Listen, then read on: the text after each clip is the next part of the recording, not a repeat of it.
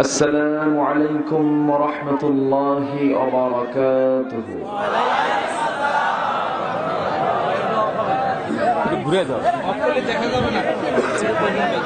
إن الحمد لله الأكرم الذي خلق الإنسان وكرم وعلمه من البيان ما لم يعلم، فسبحان الذي لا يحصى امتنانه باللسان ولا بالقلم. نشهد أن لا إله إلا الله وحده لا شريك له، ونشهد أن سيدنا وحبيبنا ومولانا محمدا عبده ورسوله الذي أرسله بالحق بشيرا ونذيرا وداعيا إلى الله بإذنه وسراجا وقمرا منيرا. فقد قال الله تعالى في كلامه المجيد وفرقانه الحميد: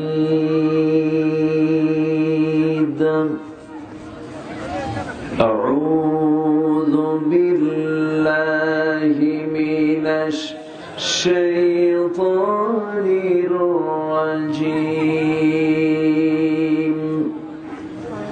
بسم الله الرحمن الرحيم.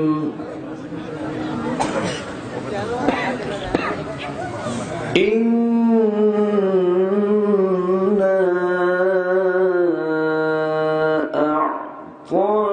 أعطيناك الكوثر.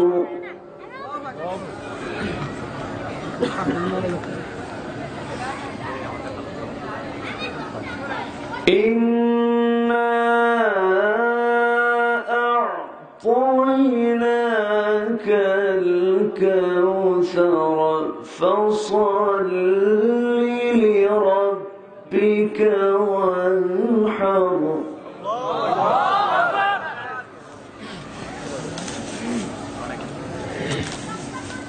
إنا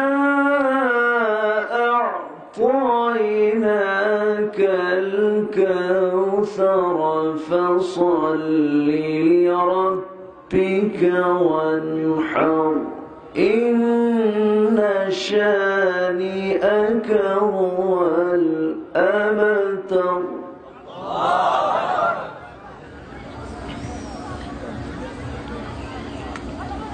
الله أكبر. بسم الله الرحمن الرحيم.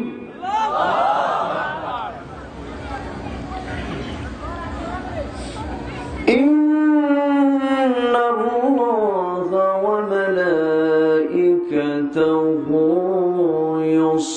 يصلون على النبي.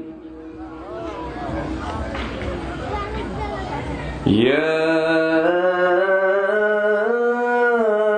أيها الذين آمنوا صلوا عليه وسلموا تسليما. اللهم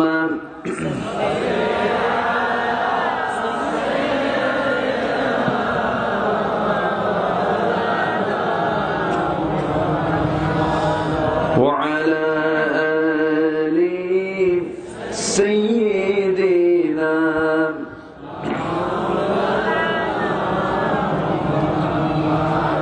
একটু মহব্বত দিয়ে নবীর প্রেমে মাতোয়ারা হয়ে জবান খুলে উচ্চ আওয়াজে জোরালো কণ্ঠে সবাই বলুন আল্লাহুম্মা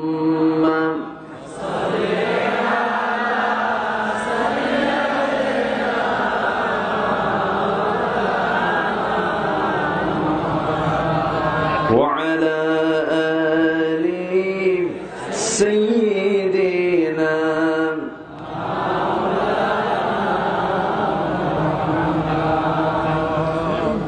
رسول আমার ভালোবাসা রসুল আমার ভালোবাসা রসুল আমার প্রেম বিরহের মূল আলোচনা রসুল আমার কাজে কর্মে অনুপ্রেরণা আল্লাহুম্মা সাল্লি আলা সাইয়্যিদিনা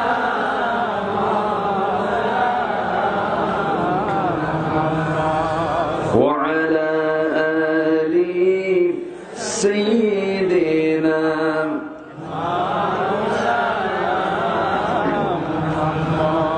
সবাই বলুন বালাগাল উলা বিকামালিহি كشف الدجى بجماله حسنت جميع خصاله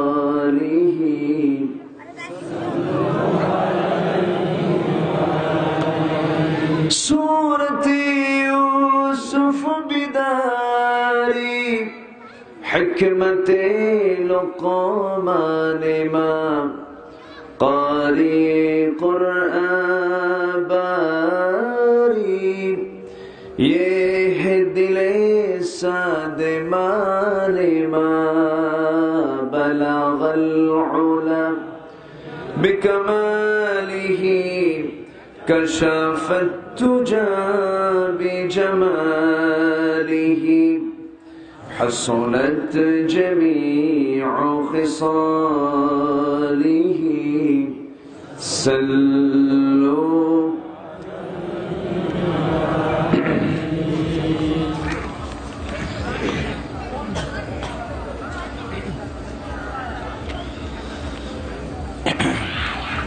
যমুনার তীরবর্তী অঞ্চল সিরাজগঞ্জ জেলার গাজীপুর উপজেলার খর্দ সদর উপজেলার খর্দ বয়রা গোবিন্দ পটল হযরত আয়েশা সিদ্দিকা রাদিয়াল্লাহু তাআলা আনহা নুরানি হাফিজ মাদ্রাসা মাহফিল ইন্তেজামি কমিটি কর্তৃক আয়োজিত ৭ম বার্ষিকী ওয়াজ মাহফিল মাদ্রাসা মাঠে অনুষ্ঠিত আজকের এই মহৎ আয়োজনের সম্মানিত সুযোগ্য সভাপতি বিশিষ্ট সমাজসেবক ইসলাম দরদি ব্যক্তিত্ব অত্র প্রতিষ্ঠানের সম্মানিত প্রতিষ্ঠাতা জনাব আব্দুল মমিন সাহেব, আজকের মাহফিলের সম্মানিত বরেণ্য অনারেবল চিফ গেস্ট, বিশিষ্ট রাজনীতিবিদ, রাজনৈতিক পরিবারের সন্তান, মরহুম সাবেক মন্ত্রী মোহাম্মদ নাসিম সাহেবের সুযোগ্য সন্তান, প্রকৌশলী তানভীর শাকিল জয় সাহেব, আমার পূর্বে কথা বলেছেন এই সিরাজগঞ্জের কৃতি সন্তান জনাব মাওলানা আলতাফ হুসাইন সিরাজি, উপস্থিত হযরত উলামায়ে কেরাম, ফজল ইসলাম, সুশীল সমাজ, জাতির শ্রেষ্ঠ সন্তান শিক্ষক মন্ডলী, জাতির বিবেক সাংবাদিক বৃন্দ, আজকের মাহফিলের প্রধান আকর্ষণ দূরেও কাছের বিভিন্ন স্থান থেকে ছুটে আসা কালেমার ঝান্ডাবাহী, তাওহীদের পতাকাবাহী আমার প্রাণ প্রিয় সম্মানিত দিনী ভাইরা, আড়ালে বসে আছেন শ্রদ্ধেয়া সম্মানিতা সর্বগুণে গুণান্বিতা মা বোনেরা। আলোচনার প্রথমেই আনুষ্ঠানিকতার মধ্য দিয়ে আমার পক্ষ থেকে আবারও দিল খোলা, হৃদয় নিংড়ানো সালাম, আসসালামু আলাইকুম ওয়া রাহমাতুল্লাহি তাআলা ওয়া বারাকাতুহু। সবাই কেমন আছেন? আমাকেও প্রশ্ন করেছেন, একটু মত বিনিময় হোক। আপনি ভালো, আমিও ভালো, বলি আলহামদুলিল্লাহ। পৃথিবীর সকল সম্পত্তি আমার নামে দলিল হলো, কিন্তু হয়েছে ক্যান্সার, লাভ আছে? কোন লাভ নেই। সবচেয়ে বড় নিয়ামত হলো সুস্থতা। পৃথিবীতে বেঁচে থাকতেই প্রয়োজন আগে কি? সুস্থতা। অসুস্থ হয়ে দুনিয়াতে বেঁচে থাকা খুব কষ্টের, খুব যন্ত্রণার। এজন্য 5টি অবস্থা আসার পূর্বে 5টি অবস্থার হক আদায় করতে হয়। এর মধ্যে একটি অন্যতম হলো অসুস্থ হওয়ার পূর্বে সুস্থতার, ব্যস্ত হওয়ার পূর্বে অবসরের, বার্ধক্য আসার পূর্বে যৌবনের, মৃত্যু আসার পূর্বে জীবনের। এই হক আদায় করতে বলেছেন মুহাম্মদ সাল্লাল্লাহু আলাইহি ওয়াসাল্লাম। আমরা সুস্থ হয়ে এখানে আসতে পেরেছি, একটা হক আদায় করতে আসছি। কিসের হক? সেটা হলো দ্বীন বোঝার জন্য, কোরআন বোঝার জন্য আমরা জান্নাতের একটি বাগানে হাজিরা দিতে পেরেছি। শুকর আদায় করছি মুহাব্বাতান, সবাই বলে উঠছি আলহামদুলিল্লাহ। আবারও বলছি আলহামদুলিল্লাহ। চিৎকার মেরে বলছি আল্লাহুম্মা ইন্নী আসআলুকা আল হুদা ওয়াত তুকা ওয়াল আফাফা ওয়াল গিনা। সবাই বলি আল্লাহুম্মা লাকা আসলামতু ওয়া বিকা আমানতু ওয়া আলাইকা তাওয়াক্কালতু ওয়া ইলাইকা আনাবতু ওয়া বিকা খাসামতু। আমরা আল্লাহ তাআলার শুকর আদায় করে নিলাম। সম্মানিত উপস্থিতি, এই পৃথিবীর এই ক্ষণিকের জীবন, ক্ষণিক সময়, পৃথিবীতে যুগে যুগে আমরা দেখেছি অনেক পাওয়ারফুল মানুষ যাদের একটা কথার ইঙ্গিতে, নখের ইশারায় সবকিছু ওলট পালট হয়ে যেত, কিন্তু সময়ের ব্যবধানে চলে যেতে হয় একই লাইনে। কেউ একটু আগে যায়, কেউ একটু পরে যায়। লাইন কিন্তু দুইটা না, লাইন কয়টা? একটা। যিনি আজকে এখানকার এমপি মহোদয়, তার যোগ্য পিতা সাবেক মন্ত্রী, পাওয়ারফুল মানুষ ছিলেন। আমরা তার জন্য দোয়া করি। এলাকার জন্য কাজ করেছেন, অনেক সেবা করেছেন, জনসেবার দায়িত্ব পালন করেছেন, অনেক সফলও ছিলেন তিনি। আল্লাহ যেন তার সকল খেদমতকে কবুল করেন, তার সুযোগ্য সন্তানকে যেন দ্বীনের খেদমতে আঞ্জাম দেওয়ার তৌফিক দান করেন। সম্মানিত ভাইয়েরা, এইভাবে পৃথিবীর কোন মানুষ এই পৃথিবীতে থাকবে না।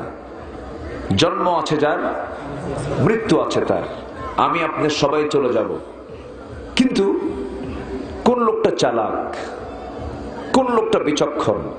আমার রাসূলকে প্রশ্ন করা হলো, হে রাসূল, মান আকিয়াসুন নাস ওয়া আহজামুন নাস, সবচেয়ে চালাক লোকটাকে, সবচেয়ে বিচক্ষণ লোকটাকে একটু বলুন তো ইয়া রাসূলুল্লাহ। রাসূল বললেন, ক্বালা আকসারুকুম যিকরাল লিল মাউত ওয়া আকসারুহুম ইসতি'দাদা। সেই লোকটি সবচেয়ে বেশি চালাক যে মৃত্যুর কথা বারবার মনে করে। কিন্তু আমরা এটা কি মনে করি? মৃত্যুর কথা কি মনে থাকে? মরার কথা মনে থাকলে কি অ্যাকশন আসবে? মরার কথা মনে হলে কি প্রতিশোধ পরায়ণ হবে? মরার কথা মনে হলে কি পাল্টা পাল্টি হামলা মামলা হবে? হবে না। আমরা ভুলে যাই, এই জন্য এগুলো সৃষ্টি হয়। আমাদের চালাক হতে হবে, আসল চালাক। আমাদের সচেতন হতে হবে, আসল সচেতন। আমরা হব। জোরে বলি ইনশাআল্লাহ, আর জোরে বলি ইনশাআল্লাহ। সেই একই ধারায় এই পৃথিবীর সেরা মানুষ ছিলেন মুহাম্মদ সাল্লাল্লাহু। তিনি এসেছিলেন দুনিয়াতে বেশি সময় নিয়ে না কম সময় নিয়ে? ওই নির্দিষ্ট যে সময়, সেই সময় নিয়ে এসেছিলেন। কিন্তু তার জীবনটা ব্যর্থ না সফল? তিনি কে বলুন? বলুন, মুহাম্মদুর রাসূলুল্লাহ। তার জীবন আর আমার জীবন একই লাইফ, কিন্তু তিনি সফল কিনা বলেন? 90%, 80%, 70%, 100% সফল হচ্ছেন মুহাম্মদুর রাসূলুল্লাহ। পৃথিবীতে একজন মানুষকে আপনি দেখাতে পারবেন যার জীবনে একটা মিথ্যা কথা নাই? বলতে পারবেন? একজনের মিথ্যা কথা ছিল না, যার জীবনে একটা মিথ্যাও ছিল না। তিনি কে? মুহাম্মদুর রাসূলুল্লাহ। তাহলে সেই মহামানবেরও কিন্তু মৃত্যু হয়েছে, তিনি ইন্তেকাল করেছেন, কিন্তু রেখে গেছেন আদর্শ এবং তার আদর্শিক সার্টিফিকেট। তার আদর্শের যে মূল যে সার্টিফিকেট কেউ দেয়নি, দিয়েছেন কে? আল্লাহ পাক দিয়েছেন। তিনি চরিত্র গঠন করেছেন কি দিয়া? আসতে বলবেন না, কি দিয়া? কোরআন দিয়া। সেই কোরআনকে উনি নিয়ে গেছেন? কি করছেন? কি কথা বোঝা গেল? কি নিয়ে গেছেন না রেখে গেছেন? রেখে গেছেন। রাসূল যখন চলে যাবেন, ইয়াখতাবু ফি হাজ্জাতিল ফিদা, বিদায় হজের ভাষণে রাসূল বেশ কিছু চমকপ্রদ গুরুত্বপূর্ণ কিছু দিক নির্দেশনা দিয়েছেন। এর মধ্যে গুরুত্বপূর্ণ একটা দিক নির্দেশনা হলো, লাকাদ তারাকতু ফীকুম আমরাইন আই শাইআইন লা তাদিল্লু মা তামাসসাকতুম বিহিমা কিতাবাল্লাহ। তোমাদের কাছে রেখে গেল আমি দুটি মহা উপহার, কোরআনের পুতমঙ্গল বাণী, মর্ম উপদেশ যার। কোরআন রেখে গেলাম, হাদিস রেখে গেলাম, এই দুইটা জিনিস তোমরা আঁকড়ে ধরবে। পৃথিবীর কোন অপশক্তি নেই তোমাকে পরাজিত করতে পারে। জোরে বলি সুবহানাল্লাহ। আমার আকাবির, আমার মুরব্বী, আমার নেতা, আমার পিশাব, আমার মুরিদ, আমার দায়িত্বশীল কি বললেন আমি না বুঝে না শুনে তাই মানলাম না? অবশ্যই মানবো তাদের কথা, কিন্তু সেটা যদি আল্লাহ এবং রাসূলের নির্দেশ মতো হয়ে থাকে। যদি আমি আল্লাহ এবং রাসূলের নির্দেশ মতো সেই আনুগত্য যদি আমি করতে না পারি, নেতার আনুগত্য যদি আমার রাসূলের আনুগত্যের উপরে প্রাধান্য পেয়ে যায়, নিশ্চিত এটি একটি স্পষ্ট জাহেলিয়াত। ঠিক কিনা? আমার নেতা যদি বলে যাও কবরে ফুল দিয়ে আসো, আমার নেতা যদি বলে যাও মূর্তিতে পুষ্পস্তবক অর্পণ করো, আমার নেতা যদি বলে যে তুমি কি বলে সামনে দাঁড়িয়ে থেকে তুমি নীরবতা পালন করো 5 মিনিট, আমার নেতার কথার সাথে যদি আমার রাসূলের কথার মিল না থাকে, ওই নেতৃত্ব মানা যাবে না। আসতে বলবেন না, জোরে বলুন ঠিক কিনা? সব জলাঞ্জলি দেব, ঈমান কি জলাঞ্জলি দেওয়া যাবে? ঈমানকে কখনো নষ্ট করা যাবে না। আল্লাহ রাব্বুল আলামিন বলেন, ওয়াল্লাযীনা আমানু ওয়া লাম ইয়ালবিসু ঈমানাহুম বিযুলমিন উলাইকা লাহুমুল আমনু ওয়া হুম মুহতাদুন। ঈমান যারা আনবে, ওয়া লাম ইয়ালবিসু ঈমানাহুম বিযুলমিন, এবং তার জীবনটাকে যে জুলুমের দ্বারা অর্থাৎ শিরকের দ্বারা সাধন না করবে, তার জীবনটাকে শিরিক মুক্ত যে রাখবে এবং বেদাত মুক্ত যে রাখবে, আল্লাহ বলছেন সেই বান্দা হলো হেদায়েত প্রাপ্ত বান্দা, সেই বান্দা হলো আমার জান্নাতি বান্দা। জোরে বলি সুবহানাল্লাহ।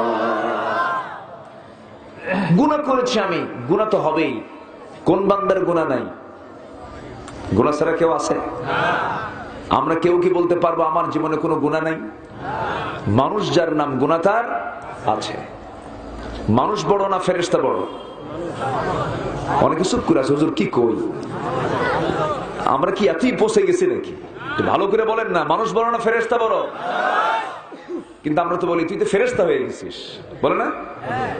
মানে কি বুঝাই যে মানে আমার চেয়ে ফেরেশতা বড় হয়ে গেছে। আরে তুই তো ফেরেশতা। কিন্তু না, এটা বলা ভুল। মানুষ বড় না ফেরেশতা বড়? তাহলে তুই মানুষ হ, ঠিক কিনা? তুই ফেরেশতা হবি কেন? ফেরেশতা তো আমাদের ছোট। সুবহানাল্লাহ, জোরে বলি সুবহানাল্লাহ। ফেরেশতা বড় না মানুষ বড়? কোন মানুষ বড়? বিড়ি খাওয়া, গাঁজা খাওয়া? বিড়ি খাওয়া লোক আছে নাকি?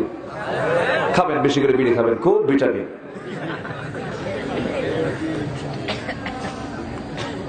অবশ্যই মানুষের সম্মান বড়। আল্লাহ রাব্বুল আলামিন ফেরেশতাকে দিয়েছেন বিবেক বুদ্ধি, কিন্তু কামনা বাসনা দেন নাই। তাদের বউ আছে নাকি? সম্পদ আছে নাকি?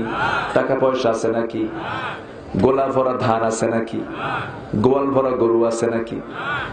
তাদের কোনো কামনা বাসনা নাই, কিন্তু বিবেক বুদ্ধি দিয়েছেন। আবার যত প্রাণীকুল দুনিয়াতে আছে, সমস্ত প্রাণীকুলের মধ্যে কামনা বাসনা আছে, কামনা আছে, যৌন কামনা আছে, কিন্তু তাদের বিবেক বুদ্ধি নাই। প্রাণীর মধ্যে বিবেক বুদ্ধি নাই, কামনা আছে। ফেরেশতার মধ্যে বিবেক বুদ্ধি আছে, কামনা বাসনা নাই। কিন্তু আল্লাহ মানুষকে বিবেক বুদ্ধিও দিয়েছেন, কামনা বাসনাও দিয়েছেন। বিবেক বুদ্ধি খাটায়া কামনা বাসনাকে নিয়ন্ত্রণ করে কোরআনের বৈধ পন্থায় যদি বান্দা জীবন চালায়, সে বান্দার মর্যাদা ফেরেশতার চাইতে বেশি হয়ে যায়। আর যদি না চালায়, তাহলে তার দামটা কি হয়?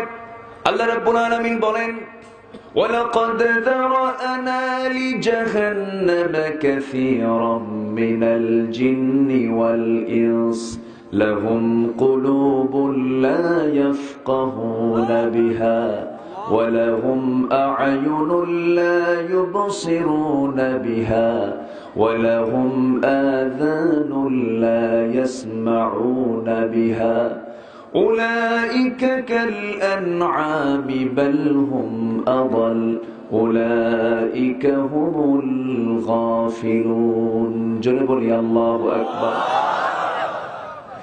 ওই সমস্ত মানুষ যদি বিবেক না খাটায়, জ্ঞান বুদ্ধি বিবেক দিয়ে যদি না চলে, কোরআন মাফিক যদি জীবন না চালায়, আল্লাহ বলছেন ওই বান্দার পরিচয় হলো আমার কাছে সে নিকৃষ্ট চতুষ্পদ জন্তু, অথবা তার চেয়েও জঘন্য। এই গালিটা কার গালি? আসতে বলে এই গালিটা কে দিয়েছেন? জানোয়ার, সে হাইওয়ান। মনুষ্যত্ব যার থাকবে না, পশুত্ব যার মধ্যে আসবে, তার কোনো মূল্য আল্লাহর কাছে নাই। আমার বন্ধুগণ, আমি মানুষ, এই মনুষ্যত্ব আমার ভিতরে পয়দা থাকতে হবে। কিন্তু আজকে বনের বাঘকে দেখে যতটুকু না মানুষ ভয় পায়, তার চেয়ে বেশি ভয় পায় মানুষ মানুষকে দেখে। মানুষ এত হিংস্র হায়না হয়ে গেছে। সেই লোকটা সবচেয়ে নিকৃষ্ট যাকে মানুষ দেখে ভয়ে সম্মান করে, আর যখনই আড়ালে যায় তখন কয় খাইয়ে ফালানোর সুযোগ পাইলে পরে। এরকম লোক আছে না? আচ্ছা, ক্ষমতার দাপট দেখাও, কিচ্ছু না, মরলে লাশ। অতএব সোজা হতে হবে। মরার আগে না মরার পরে? মরার আগে না মরার পরে? আগে সোজা হতে হবে। সাপ ব্যাংকে ধরেছে, শক্তিকার বেশি, সাপের না ব্যাঙের? সাপের। স্বৈরাচারী কায়দায় সাপ ব্যাংকে ধরতে যাচ্ছে। ব্যাং বলতেছে, শোনো মামা, তুমিও থাকো আমিও থাকি, তুমিও কীট পতঙ্গ খাও আমিও কীট পতঙ্গ খাই, তো তুমিও যে জায়গায় বসবাস করো আমিও সে জায়গায় বসবাস করি, তো তুমিও চলো আমিও চলি, তুমি আমারে ধরো না, আমারে ছেড়ে দাও। কে বেটা চুপ কর, আমার পেটে খাবার নাই, তোরা আজকে খাবো। খপ করে তাকে ধরছে। যখন সাপের মুখে যখন ব্যাঙ ওঠে, তখন অবস্থাটা এমন হয়, ব্যাঙ বাঁচার জন্য একটা আওয়াজ করে, একটা আওয়াজ হয় না? এই আওয়াজ যখন সলিমুদ্দির কানে যায়, তখন সলিমুদ্দির সাপ খোঁজে না ব্যাঙ খোঁজে? কি খোঁজে? মানে জালিমের পক্ষে না মাজলুমের পক্ষে? মাজলুমের পক্ষে। আর জালিম ধরতে যায়, কে কই কই আছে? সলিমুদ্দিন লাঠি নিয়ে খোঁজে, কোথায় আছে সাপ? সাপ তো ব্যাঙ খেতে ব্যস্ত।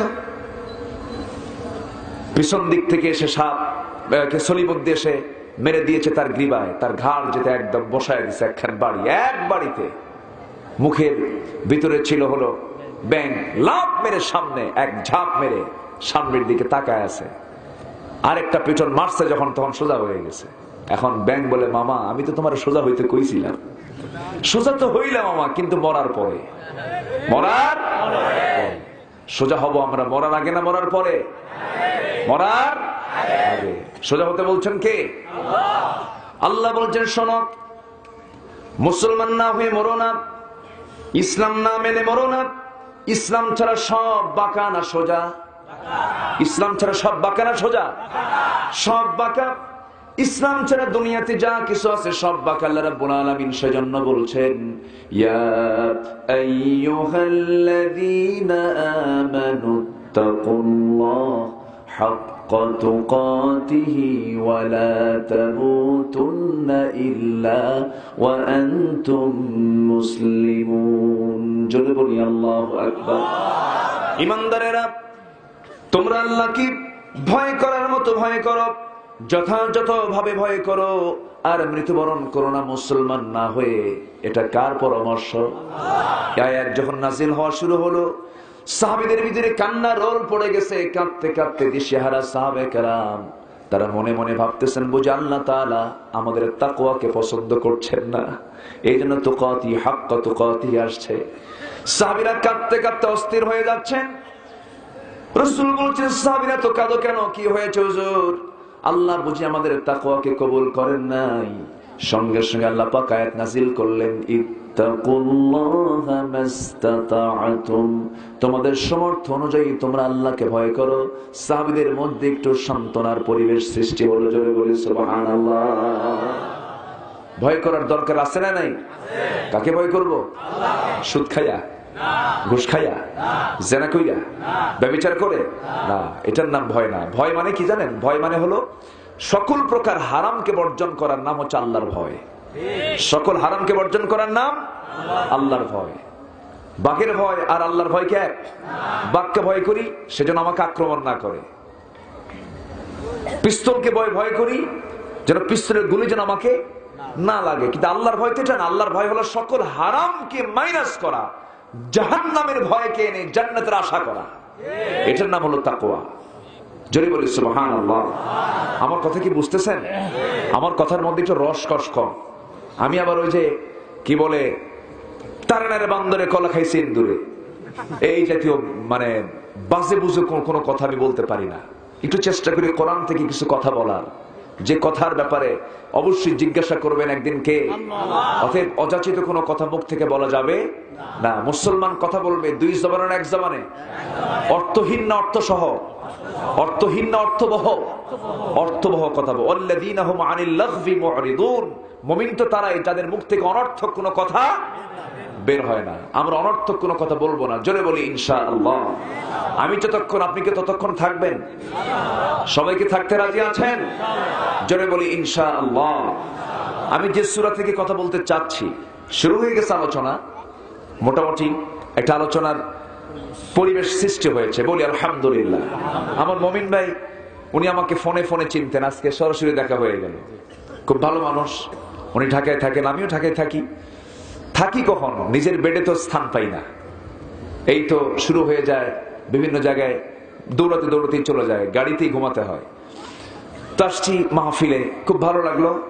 এমন একটা এলাকা, সিরাজ মানে হলো প্রদীপ্ত। সিরাজ মানে কি? প্রদীপ্ত, আলোকিত। অন্ধকার যেখানে নাই। জোরে করেন সুবহানাল্লাহ। ও সিরাজাম মুনীরা, তাই না? ও সিরাজাম মুনীরা মানে আপনার জেলার নাম হলো কোরআন শরীফের আয়াত। একটু আস্তে করেন সুবহানাল্লাহ। নারায়ণগঞ্জ না, কথা বুঝেন নাই? সিরাজগঞ্জ। তারপর মানিকগঞ্জ না, নরসিংদী না, ময়মনসিংহ না, গুরুদাস না, সিরাজগঞ্জ। বলি আলহামদুলিল্লাহ।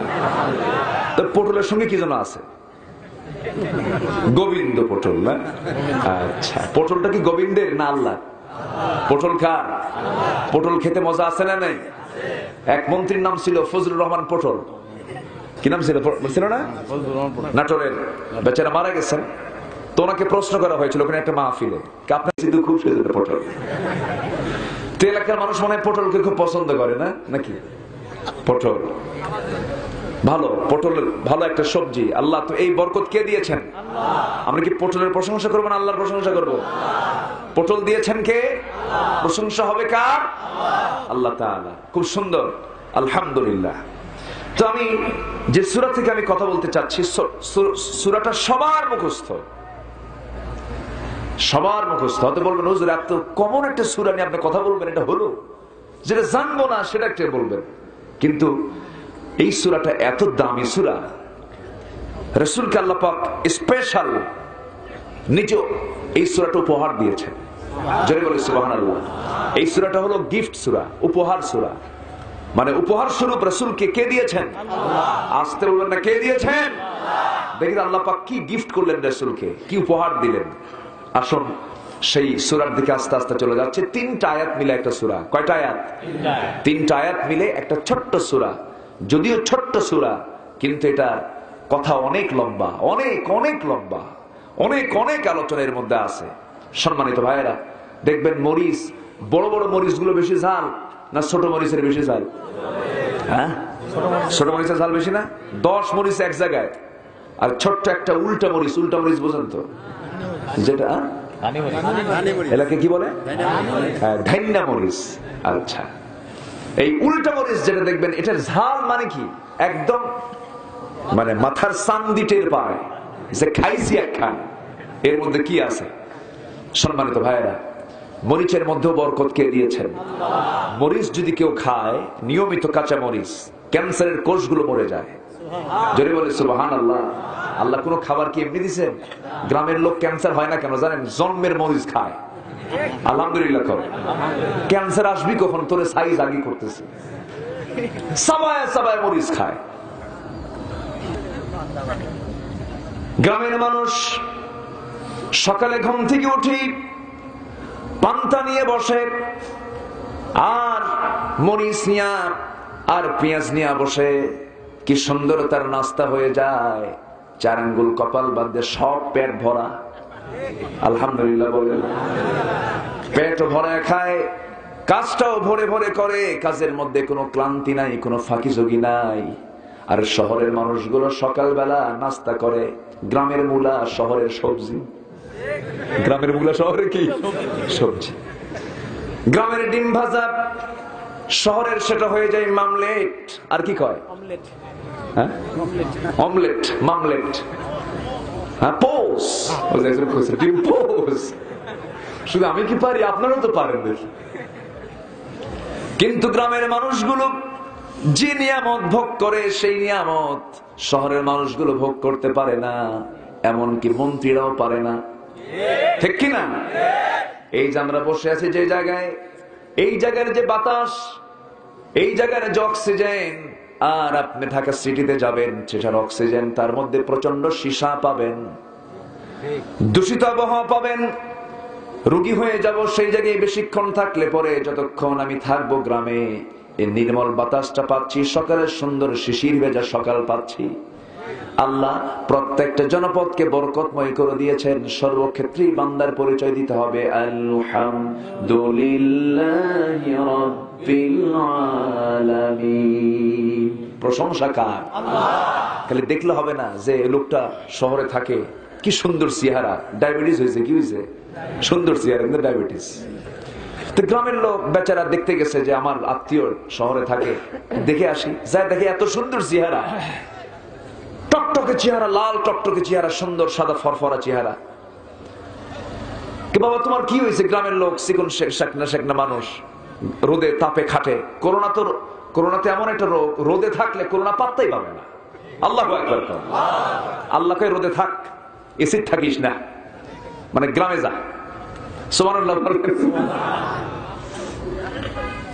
ভিটামিন ডি যদি কেউ নেয়, করোনা তাকে অ্যাটাক করবে না। যদি বলি আলহামদুলিল্লাহ।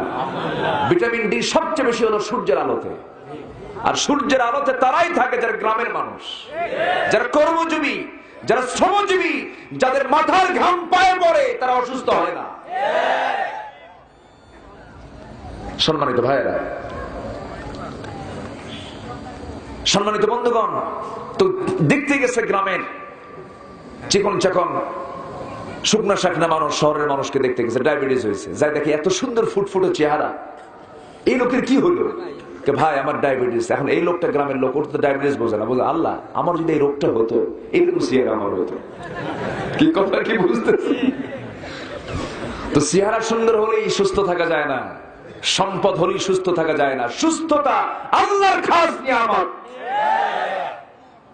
আমরা সুস্থতা চাইবো কার কাছে?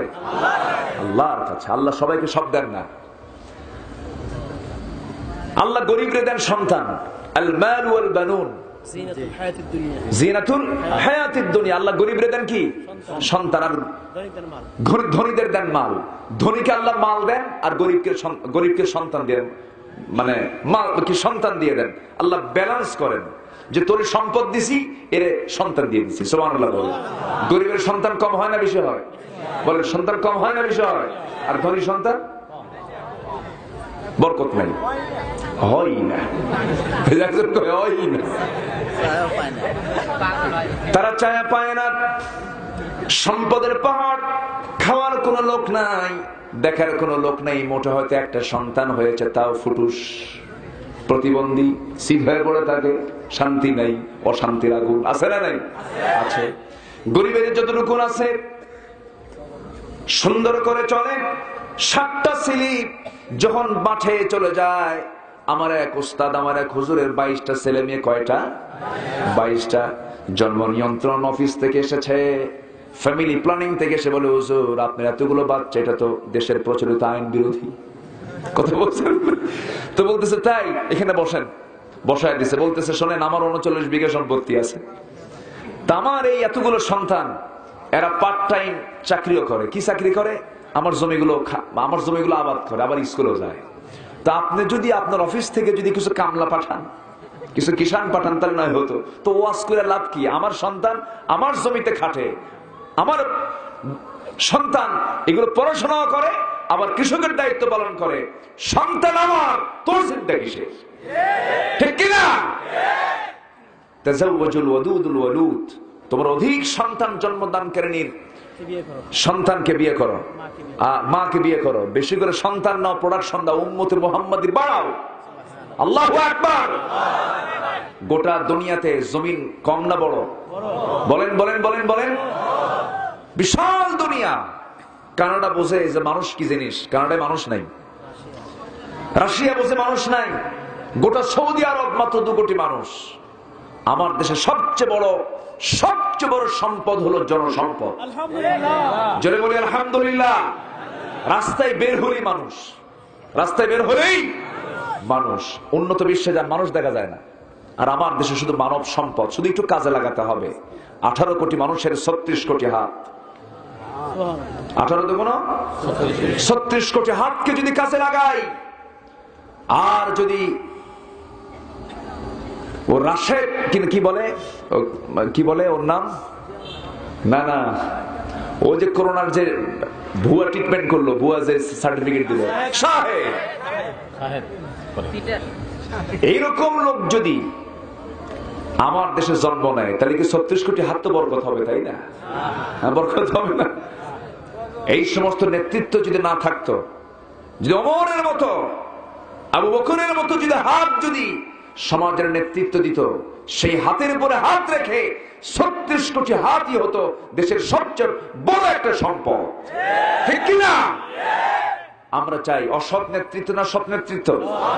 সৎ নেতৃত্ব আমরা চাই। এজন্য সৎ হতে হলে সবার আগে অনুসরণ করতে হবে কোন কিতাবের?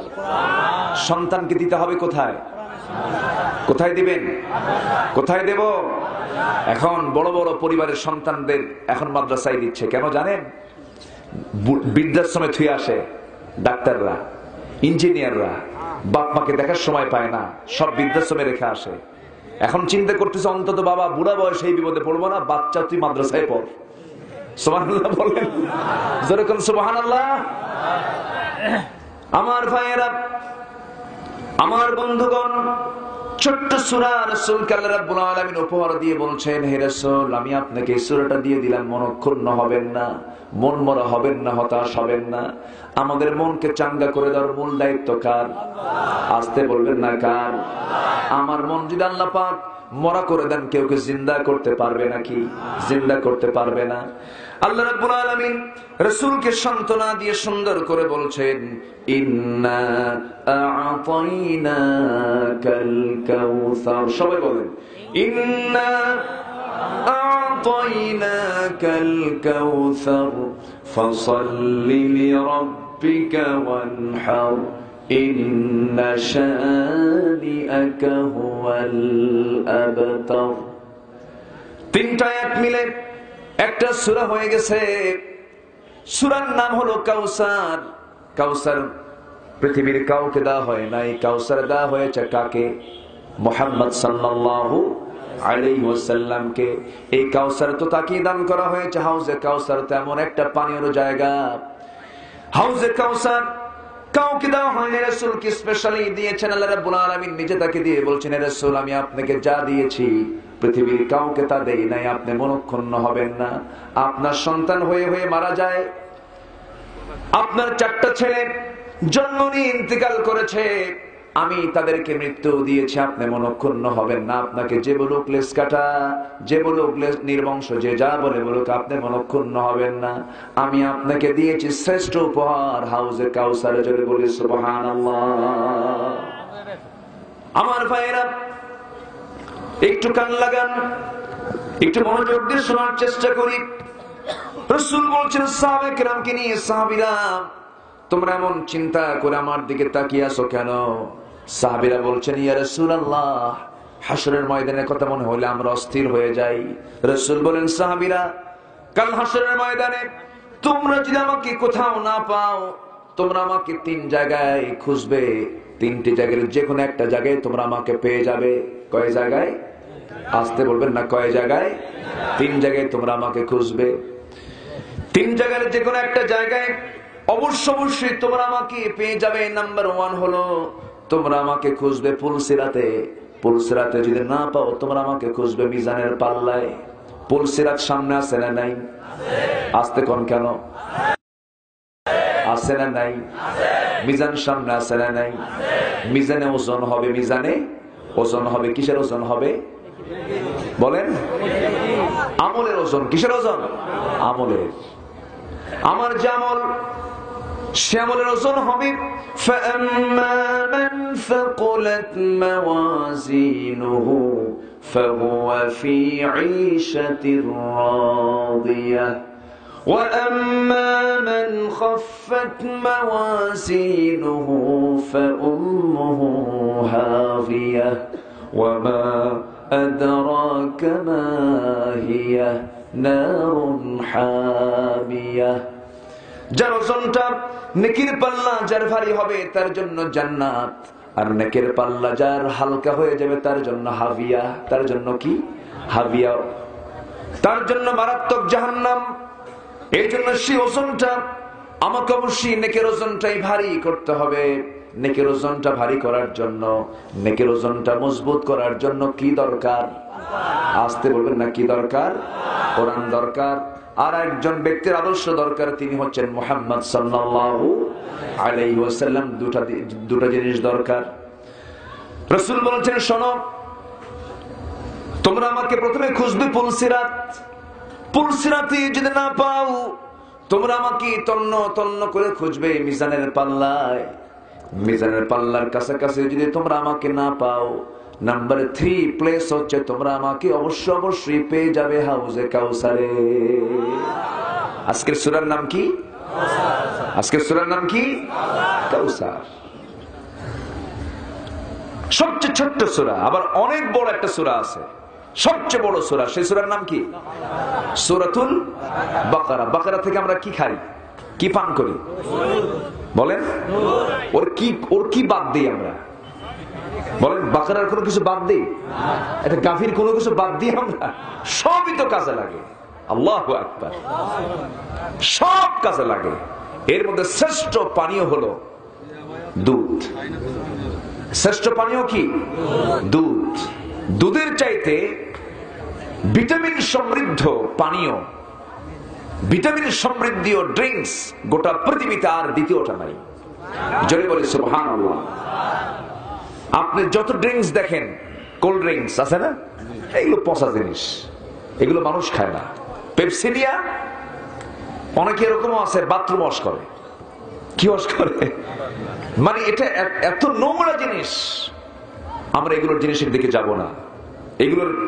এগুলো খাদ্যের তালিকায় এগুলো রাখা উচিত না। আল্লাহ পাক দিয়েছেন পানীয়, ডাব দিয়েছেন। কি দিয়েছেন? ডাব দিয়েছেন। ডাব পেড়ে খাও। ডাব যদি কেউ 7 দিন রেগুলার খায়, আল্লাহ তার কিডনিটাকে আবার স্বাভাবিক করে দেন। জোরে বলি সুবহানাল্লাহ।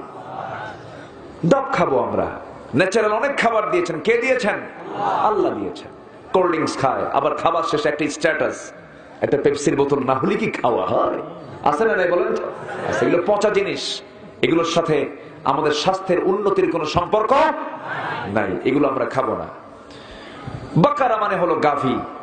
গাভীর কাজ হচ্ছে দুধ দেওয়া। গাভী দুধ দেয় কাকে দেয়? বলেন কাকে দেয়? মানুষকে, আমাকে, আপনাকে দেয়। আল্লাহু আকবার। ওই গাভীটা যখন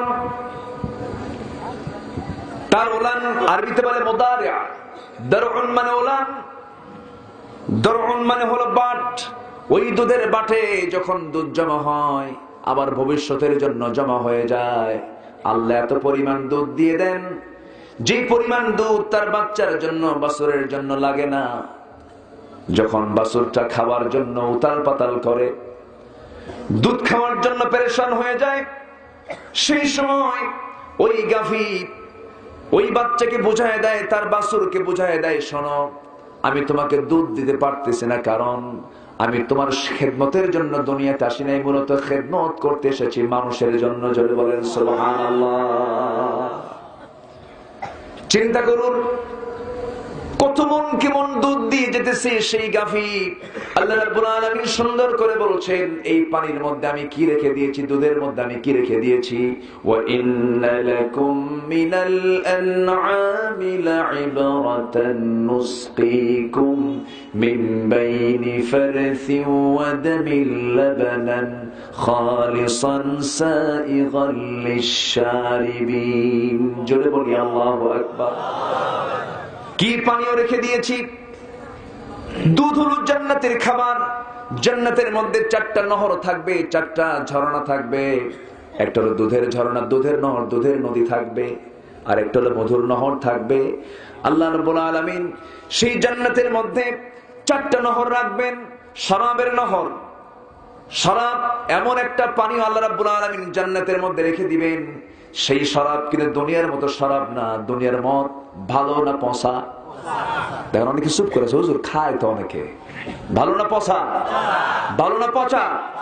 আঙ্গুর দিয়েছেন কে? আঙ্গুর পচায়া মদ বানালো কে? হ্যাঁ বলেন, আল্লাহ কি পচাতে কইছে? তুই সোজা আঙ্গুর খা, তুই সোজা আঙ্গুরটা খা, তুই পচায় খাবি কেন? ঠিক কিনা? আঙ্গুর খেতে মানা নাই, আঙ্গুর খেতে নাই মানা, কিন্তু মদ খেতে আছে মানা।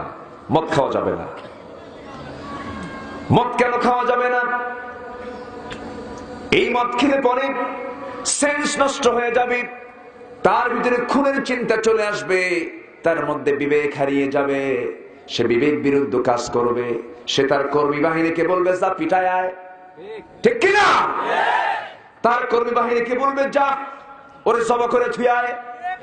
একজন সুস্থ বিবেকবান মানুষ কখনো মানুষকে খুন করতে পারে না।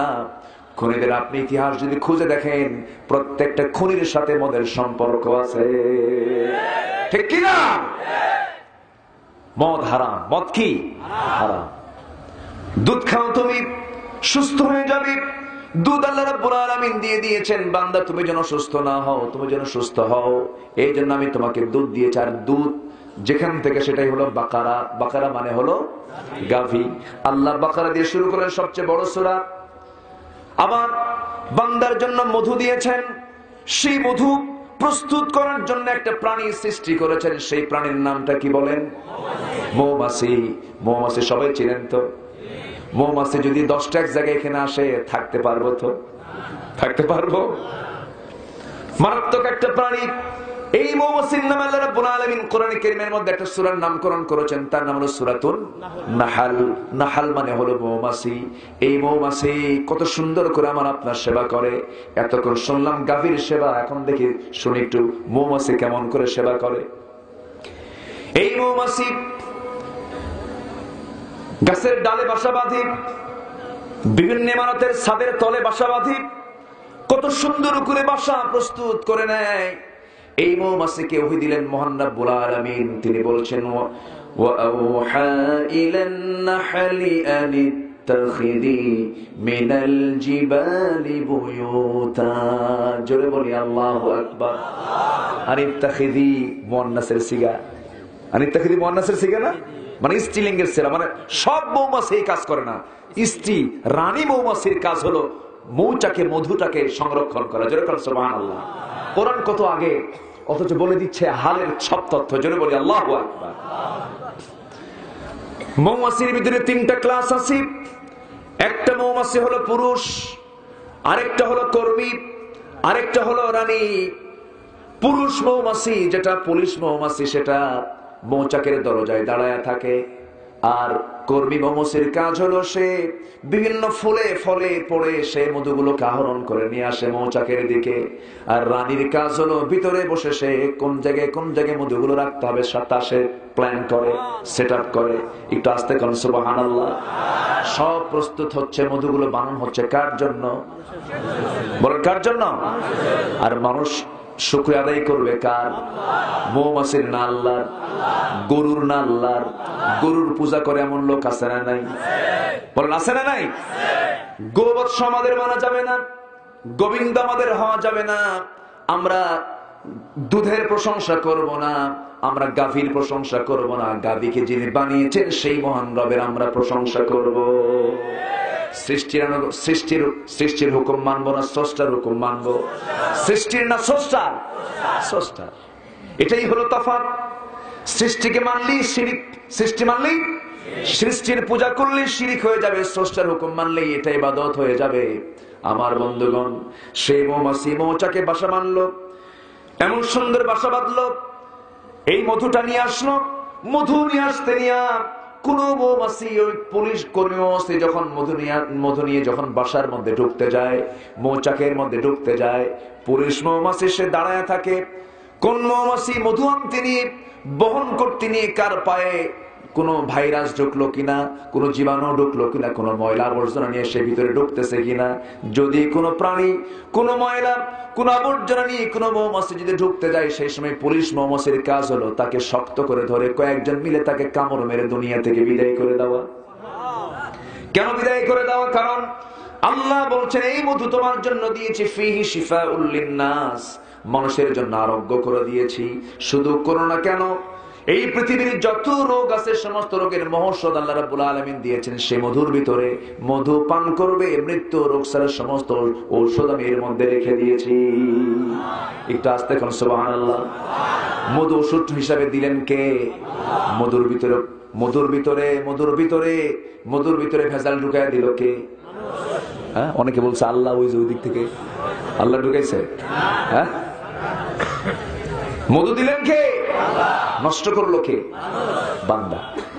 আল্লাহ তো সব দিয়ে দিয়েছেন।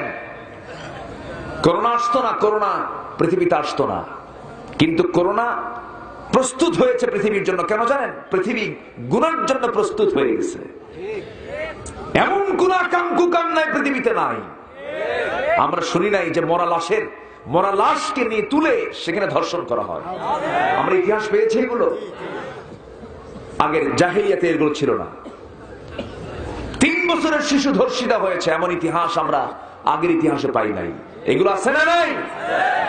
বিকৃত যৌনাচার, অবাধ যৌনাচার। আমেরিকার পার্লামেন্টে সমকামিতার আইন পাশ হয়, ইউরোপ আমেরিকায় সমকামিতার আইন পাশ হয়, যা কুত্তা শুয়ারের মধ্যেও নাই। অর্থাৎ ইউরোপিয়ান পশ্চিমা সভ্যতা মুসলমানদের সভ্যতা নয়, মুসলমানদের সভ্যতা হলো ইসলাম। ঠিক কিনা? সম্মানিত ভাইরা, সম্মানিত বন্ধুগণ, আজ মুসলমান ইসলামকে ছেড়ে দিয়েছে।